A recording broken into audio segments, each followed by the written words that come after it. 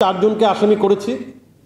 জুয়েল চাকমা তৎকালীন additional SP, উনি খুব সম্ভবত র্যাব 14-তে আছে, খুব সম্ভবত টোটাল 4 কোটি টাকা আমার পরিবারের কাছ থেকে নেয়, যার মধ্যে আমি রিমান্ডে থাকা অবস্থায়, ওনাদের হেফাজতে থাকা অবস্থায় 1.5 কোটি, এবং পরবর্তীতে আমি যখন কারাগারের ভিতরে ছিলাম তখন 1.5 কোটি, তারপরে আমি বের হয়ে আসার পরে আবার 1 কোটি টাকা, এটা 6 বারে নিয়েছেন।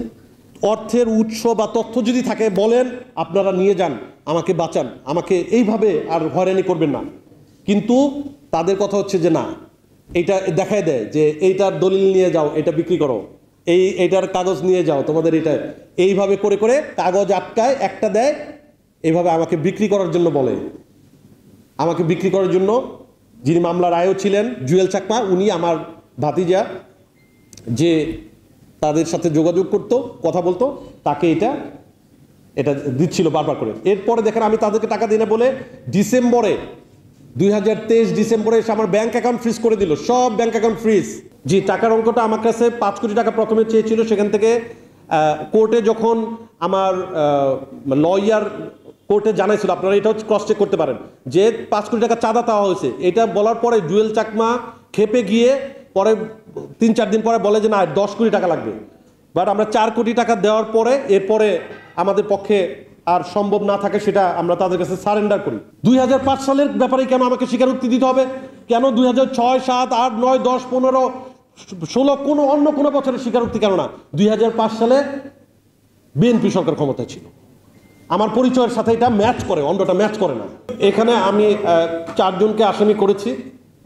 জুয়েল চাকমা তৎকালীন এডিশনাল এসপি, উনি খুব সম্ভবত র্যাব 14-তে আছে, খুব সম্ভবত তৎকালীন সিআইডি প্রধান মোহাম্মদ আলী, ওনাকে আমি আসামি করেছি।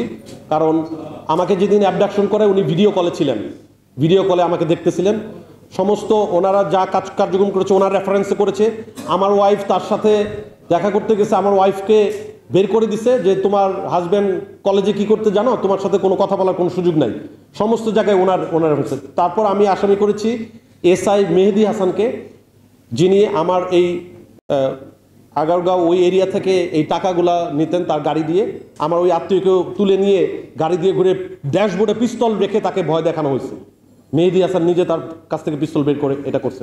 আমি আসামি করেছি এসআই আতিকুর রহমান, যিনি পুরা জিনিসটা আমাদেরকে বলতেন যে এই চিফ স্যার এটা বলছে, আমাদের আইও এটা বলছে, ওখানে টাকা দিতে হবে, এগুলা যিনি কোঅর্ডিনেট করতেন। এই 4 জনকে আমি আসামি করেছি। আমি আপনাদেরকে রিকোয়েস্ট করবো যে আমাকে মারা হয়েছে কিনা হসপিটালের সমস্ত রেকর্ড বললাম, আপনারা দেখবেন। আমাকে একটা ওপেন স্পেস থেকে চোখ বেঁধে নেওয়া হয়েছে। যদি সম্ভব হয় লিফটের 8-9 তলার যে ওপেন স্পেস থেকে তারা কাজ করে সেখানে সিসিটিভি ফুটেজ দেখবেন, কেন আমাকে গামছা দিয়ে চোখ বাঁধা হয়েছে। আমি আপনাদের কাছে আমি প্রশ্ন রাখলাম। তারপর তারা নিল 2 তারিখ সকাল 8টায়, কেন আমাকে ফরওয়ার্ডিং এটা লিখছে? তাহলে এই সময় আমি কোথায় ছিলাম? আমার সাথে কি হয়েছে? এই সময় আমার পরিবারের সাথে কি করা হয়েছে? আমার সাথে কিভাবে টর্চারিং করা হয়েছে?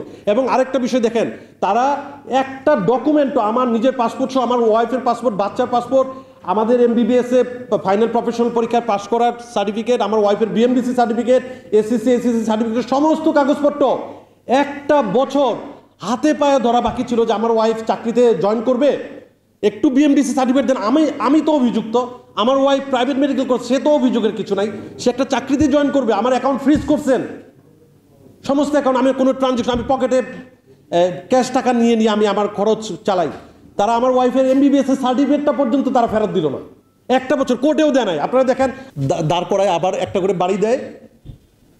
তখন আমি বাধ্য হয়ে একবার একজনের নাম, একটা মেডিকেল কলেজ, নিজের মতো করে, চাইলে আপনারা দেখেন আমি কাদের নাম লিখছি, আমাকে জোর করে লেখানো হয়েছে। ক্রস চেক করেন যাদের নাম লিখতে বাধ্য করা হয়েছে তাদের কোনো ভ্যালিডিটি আছে কিনা।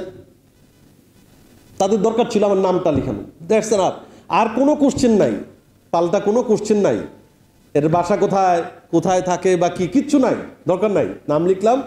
এরপর আপনার আমাকে আবার বসানো হইলো। নাম লেখার পর 1.5-2 ঘন্টা পিটানোর পরে একটা ওষুধ দেওয়ার মতো মানবিক চিন্তা ভাবনাও ওনাদের ছিল না।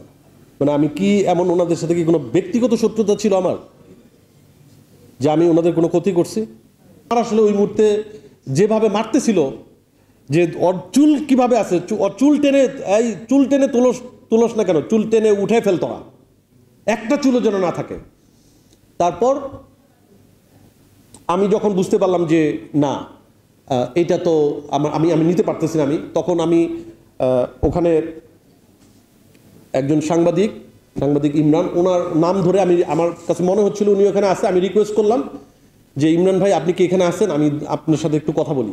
পরে আমার চোখ খুলে দিল, চোখ খুলে দেওয়ার পরে পাশের রুমে গেলাম, নিয়ে যাওয়া হলো আমাকে। পাশের রুমে যাওয়ার পরে আমি ওনাকে বললাম যে ভাইয়া আমাকে আর মাইরেন না, আপনাদের যত অভিযোগ আছে আমার বিরুদ্ধে একটা লিখে দেন কাগজে, আমি সিগনেচার করে দিই, আমি যে কোনো সময় মারা যাবো। কারণ উনি চ্যানেল 24-এর কাজ করতেন এক সময়, এখন খুব সুন্দর কাজ করেন কিনা আমি ঠিক এক্স্যাক্টলি শিওর না। উনি ছিলেন, উনি আমাকে যখন বাসা থেকে পুলিশ অ্যাবডাকশন করে তুলে নিয়ে যায় তখন উনি ছিলেন, এবং যেখানে আমাকে টর্চার করা হয়েছে রুমে, ওই রুমে উনি ছিলেন। এবং এই রেকর্ডিংটা উনি এসে বললেন যে উপর থেকে নির্দেশ আছে, এটা করছে। এটা আমি বর্ণনায়, আমি তার ডেসক্রিপশনে, আমি যে মামলা করেছি সেখানে ডেসক্রিপশনে আসছে, কারণ উনি আমাকে টাকা নেওয়ার ব্যাপারে উনি আমার ফ্যামিলিকে বা আমাকে কোনো কিছু বলে নাই। উনি ঘটনার বর্ণনায় উনি যেখানে যেখানে উপস্থিত ছিল সেই উপস্থিতিটা বলছি।